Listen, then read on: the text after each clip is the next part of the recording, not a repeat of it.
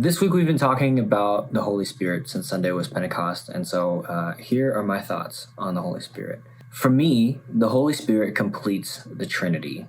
God the Father seems pretty understandable just as kind of the all-powerful deity that many religions profess to believe in.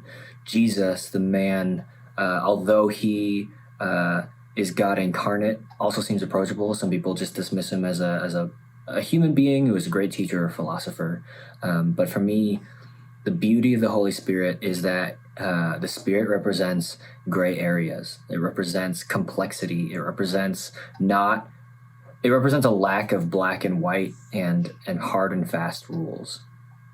And I think about Philippians 2:13, for it is God who is at work in you to will and to act according to his good purpose. For me, that willing and acting according to his good purpose comes through the Spirit.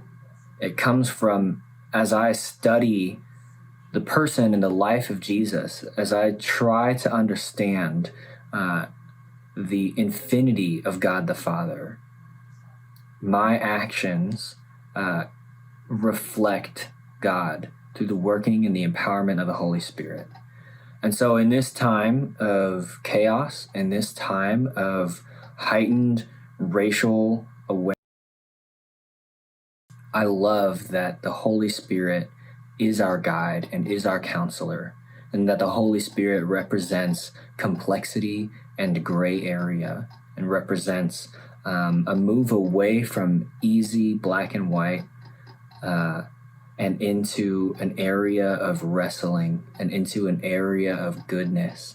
And it is up to us with the Spirit's guidance to determine what would Jesus do, to determine, if we have the heart of God, how then should we act in the world?